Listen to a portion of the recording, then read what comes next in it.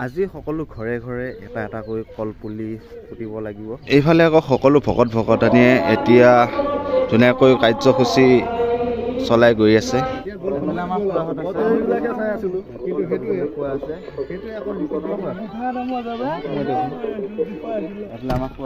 অযোধ্যাত শ্ৰী ৰাম মন্দিৰ প্ৰতিষ্ঠা। আজি এটা সুন্দৰ দিন, কি ক'ব আপুনি?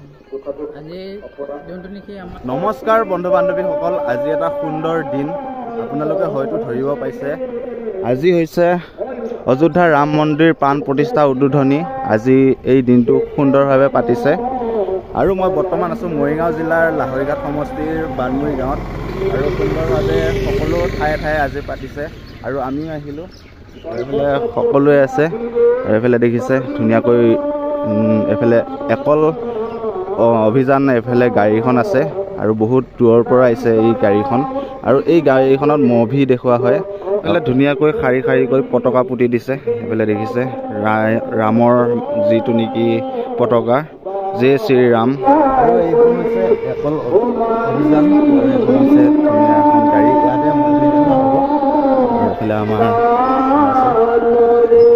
আজি এটা সুন্দৰ দিন।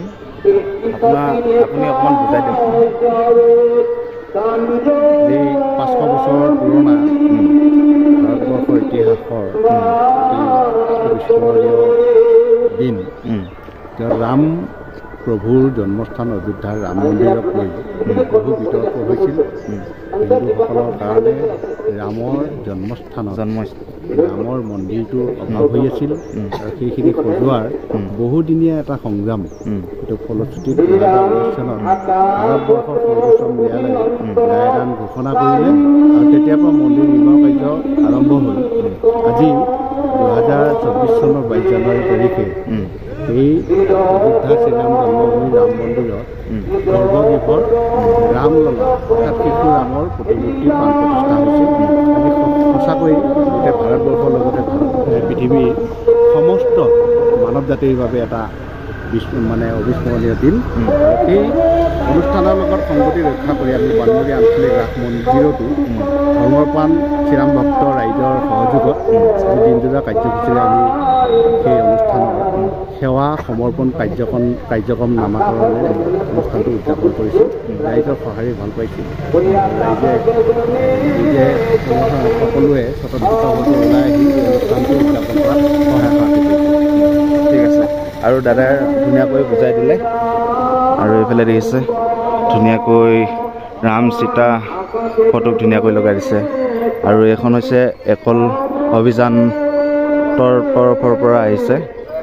আৰু এইফালে আমাৰ দাদাহঁতো আছে ভিতৰত। আৰু এইফালে জয় শ্ৰীৰাম সমূহ অসমবাসী ৰাইজলৈ অযোধ্যাৰ ৰাম মন্দিৰ প্ৰাণ প্ৰতিষ্ঠা উদ্বোধনী কাৰ্যসূচীলৈ শুভেচ্ছা যাচিলোঁ। আকৌ সকলো ভকত ভকতানীয়ে এতিয়া ধুনীয়াকৈ কাৰ্যসূচী চলাই গৈ আছে আৰু ধুনীয়াকৈ এতিয়া পাঠ পঢ়ি আছে। আৰু এইটো হৈছে বানমুৰি আঞ্চলিক ৰাস মন্দিৰ আৰু ইয়াতে ৰাস পতা হয়। আমাৰ জেঠাই আছে। জেঠাই, আজি কেনেকুৱা লাগিছে? অযোধ্যাৰ ৰাম মন্দিৰ প্ৰতিষ্ঠা ভাল লাগিছেনে? অঁ, আৰু এইফালে আমাৰ জেঠাই আহিছে ইয়ালৈ। এইফালে আমাৰ খুৰা বহি আছে আৰু আজি এটা সুন্দৰ দিন, কি ক'ব আপুনি? ৰাম অযোধ্যাৰ শ্ৰীৰাম মন্দিৰ প্ৰাণ প্ৰতিষ্ঠা। গতিকে আমিতো তাত যাব নোৱাৰিলোৱে। গতিকে আমাৰ আজি ৰাস মঞ্চপতে